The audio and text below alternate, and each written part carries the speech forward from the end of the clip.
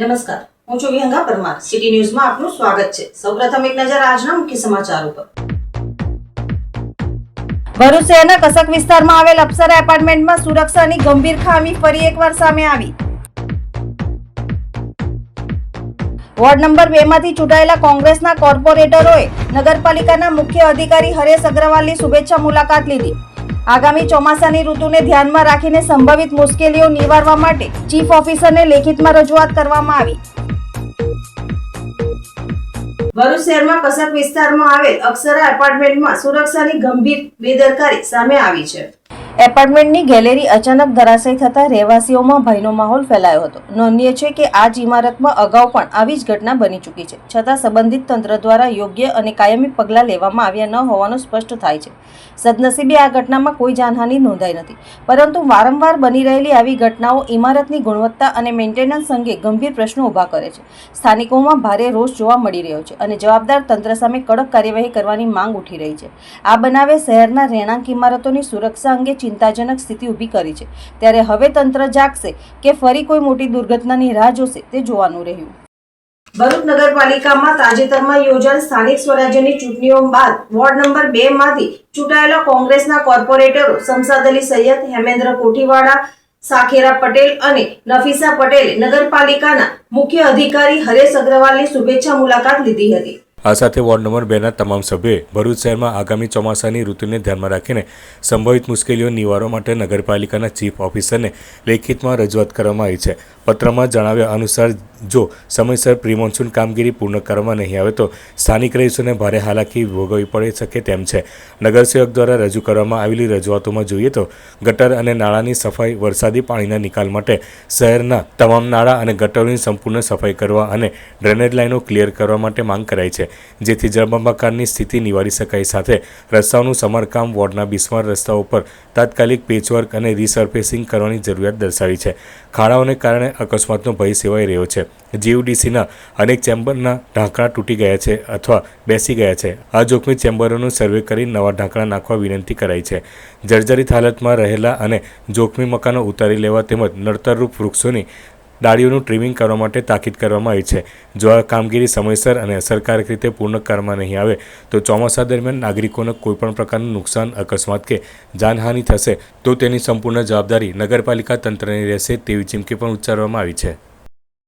ભરૂચ નગરપાલિકા ward number 2ના અમે ચૂંટાયેલા 4 સભ્યો કોંગ્રેસ પક્ષના ભરૂચ નગરપાલિકા ખાતે ચીફ ઓફિસર સાહેબની તેમજ તમામ ડિપાર્ટમેન્ટના અધિકારીઓની શુભેચ્છા મુલાકાત લેવામાં આવ્યા હતા અને 4 સભ્યોએ સાહેબની મુલાકાત લઈને જે અમને ચૂંટણી દરમિયાન જે પ્રશ્નો લોકોના સામે આવેલા છે તેમજ હમણાં જે પ્રી મોન્સૂન કામગીરી કરવાની છે તે બાબતે રજૂઆત કરેલી છે.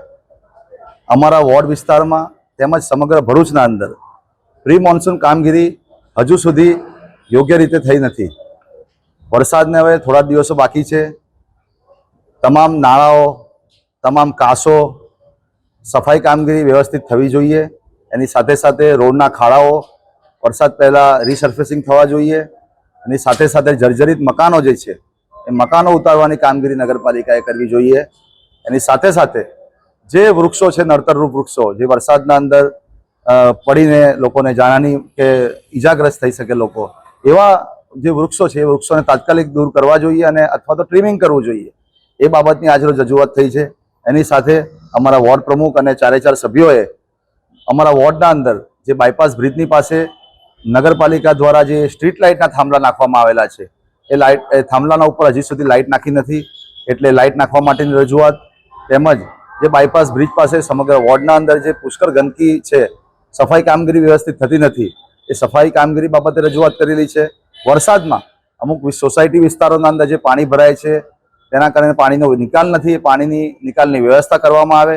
તેમજ જીયુડીસીની લાઇન જે વિસ્તાર જે સોસાયટીમાં આવી નથી એ સોસાયટીમાં જીયુડીસીની લાઇન નાખવામાં આવે તે બાબતે આજરોજ રજૂઆત કરેલી છે અને ચીફ ઓફિસર સાહેબની શુભેચ્છા મુલાકાત કરેલી છે. અંકલેશ્વર હસોદ રોડ પર આવેલ ક્ષિપ્રા ગણેશ મંદિર ખાતે અંગિરકા ચોથની ભક્તિમય ઉજવણી કરવામાં આવી હતી, જેમાં ગણેશ યાગ સહિતના ધાર્મિક કાર્યક્રમો યોજાયા હતા. આજરોજ મંગળવાર અને ચતુર્થીનો શુભક સમન્વય અંગારકી ચોથ અંકલેશ્વરના પ્રસિદ્ધ ક્ષિપ્રા ગણેશ મંદિર ખાતે અંગારકી ચોથ નિમિત્તે ભક્તોએ વિઘ્નહર્તા શ્રી ગણેશજીના દર્શન કર્યા હતા. હાંસોટ રોડ પર આવેલ ક્ષિપ્રા ગણેશ મંદિર ભક્તોની અનન્ય આસ્થાનું પ્રતીક છે. અહીં જમણી સૂંઢવાળા ગણપતિ બિરાજમાન છે. સાથે જ આ ગણેશજીને તુરંત જ ફળ આપનાર માનવામાં આવે છે. ત્યારે ભક્તો દુંદાળા દેવની આરાધનામાં લીન બન્યા હતા. આ પ્રસંગે ગણેશ યાગનું પણ આયોજન કરવામાં આવ્યું હતું, જેમાં શાસ્ત્રોક્ત વિધિ અનુસાર દુંદાળા દેવની આરાધના કરવામાં આવી હતી.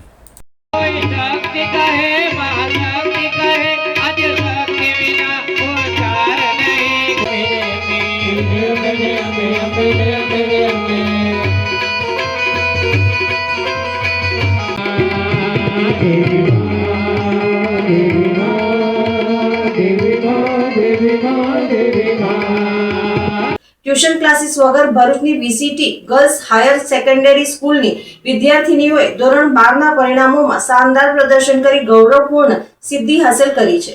શૈક્ષણિક વર્ષ 2025-26માં ગુજરાત માધ્યમિક અને ઉચ્ચતર માધ્યમિક શિક્ષણ બોર્ડના પરિણામોમાં શાળાએ ઉત્કૃષ્ટ સફળતા મેળવી છે. વિજ્ઞાન પ્રવાહમાં ગુજરાતી માધ્યમનું પરિણામ 91.07% અને અંગ્રેજી માધ્યમનું 88.87% રહ્યું છે.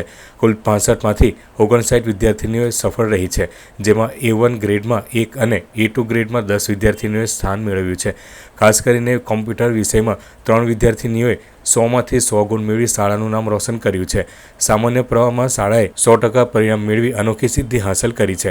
કુલ 48 વિદ્યાર્થીનીઓ સફળ રહી છે, જેમાં A1 ગ્રેડમાં 3 અને A2 ગ્રેડમાં 10 વિદ્યાર્થીનીઓનો સમાવેશ થાય છે. સ્ટેટિસ્ટિક અને BA વિષયમાં પણ વિદ્યાર્થીનીઓએ 100માંથી 100 ગુણ મેળવી ઉત્તમ પ્રદર્શન કર્યું છે. આ ભવ્ય સફળતા પાછળ વિદ્યાર્થીનીઓની મહેનત, શિક્ષક મંડળનું માર્ગદર્શન અને શાળા સંચાલનનો સહકાર મહત્વપૂર્ણ સાબિત થયો છે. શાળા પરિવાર દ્વારા તમામ સફળ વિદ્યાર્થીનીઓને અભિનંદન પાઠવી તેમના ઉજ્જવળ ભવિષ્ય માટે શુભેચ્છાઓ પાઠવવામાં આવી છે. अस्सलामुअलैकुम. હું Tijoriwala Sajeda, in-charge principal VCT girls school. અમારી શાળામાં ધોરણ 12 વિજ્ઞાન પ્રવાહમાં ગુજરાતી માધ્યમમાં 91.07% અને અંગ્રેજી માધ્યમમાં 88.87% મેળવ્યા છે, જે અમારા માટે ખૂબ જ ગૌરવની વાત છે. ખાસ વાત કરું તો આ વિદ્યાર્થીનીઓ 100% ટ્યુશન ગયા વગર આટલું સારું પરિણામ આપ્યું છે.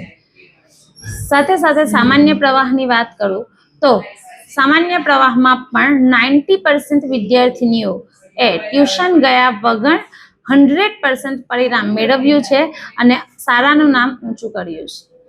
આટલું સારું પરિણામ મેળવવા માટેનું મુખ્ય કારણ અમારી શાળામાં ચાલતો RRT programme, rapid revision test. આ પ્રોગ્રામમાં શિક્ષકોના 1-to-1 ફ્રેન્ડલી વાતાવરણ વિદ્યાર્થીનીઓ સાથે તેમજ વિદ્યાર્થીનીઓનો ઉત્સાહ, સારા સંચાલન વ્યવસ્થાપન જવાબદાર છે. ભવિષ્યમાં પણ વીસીટી શાળા આ રીતે ઉત્તમ પરિણામ મેળવતી રહે એવી મારી દિલથી દુઆઓ છે અને આ સાથે હું વીસીટી પરિવારનો ખૂબ ખૂબ આભાર માનું છું. अस्सलाम वालेकुम. મારું નામ પઠાણ ઉકસાના સાબિત અલી છે. હું HSC જનરલની વિદ્યાર્થીની છું. હાલમાં જ જાહેર થયેલા HSCના પરિણામમાં મેં 99.83% મેળવેલા છે, જે માટે હું સૌપ્રથમ અલ્લાહ તાલાનો આભાર માનીશ કે જેમણે મને આ મુકામ સુધી પહોંચાડી, અને ત્યારબાદ મારા માતા પિતા કે જેમના સાથ સહકાર અને મહેનતના કારણે જ હું આટલું સારું પરિણામ મેળવી શકી છું. ત્યારબાદ અહીંના શિક્ષકો કે જેમણે મને ખૂબ જ સપોર્ટ કર્યો અને તેમના સપોર્ટના કારણે જ હું કોઈ પણ જાતના ટ્યુશન વગર ફર્સ્ટ રેન્ક પ્રાપ્ત કરી શકી છું. अस्सलामुअलैकुम.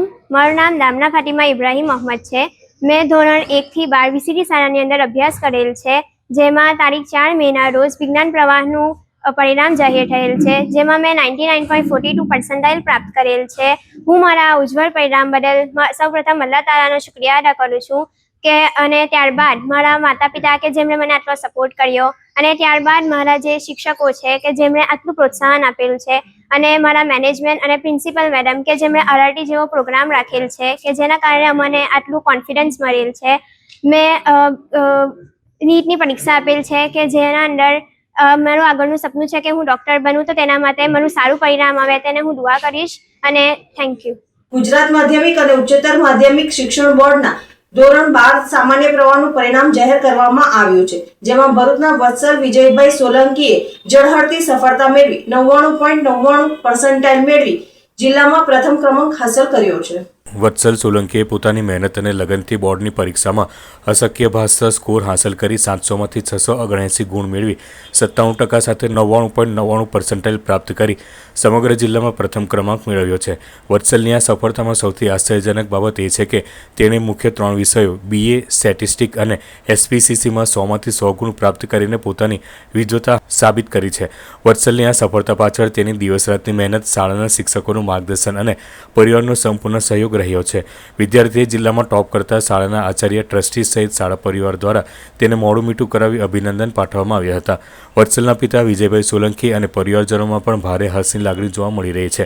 વત્સલે તેની આ સફળતા પાછળ તેની રોજની 6 થી 7 કલાકની નિયમિત મહેનત, શાળાના શિક્ષકોનું માર્ગદર્શન અને પરિવારનો સંપૂર્ણ સહયોગ રહેલો હોવાનું જણાવી ભવિષ્યમાં વત્સલ કોમર્સ ક્ષેત્રે BBA કરી આગળ વધીને કારકિર્દી બનાવવા માંગે છે તેમ જણાવ્યું હતું.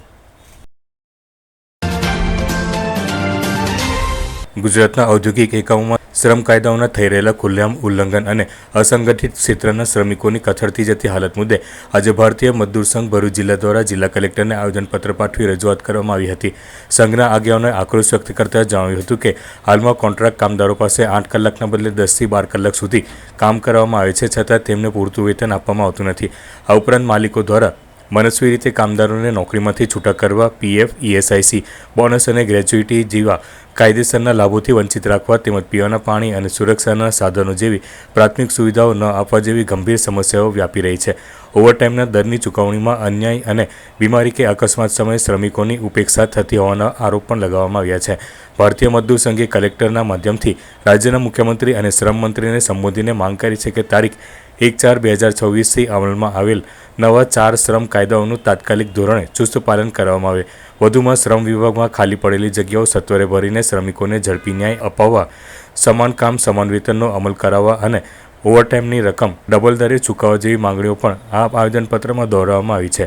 આ પ્રસંગે પ્રદેશ મંત્રી પ્રતાપસિંહ ચૌહાણ, વિભાગ સહ સંગઠન મંત્રી સુરેન્દ્રસિંહ રાજ અને જિલ્લા પ્રમુખ પ્રતિક પટેલ સહિતના હોદ્દેદારો અને મોટી સંખ્યામાં સભ્યો ઉપસ્થિત રહ્યા હતા અને જણાવ્યું હતું કે શ્રમિકોના આર્થિક અને સામાજિક વિકાસ દર વગર રાજ્યનો વિકાસ અધૂરો છે.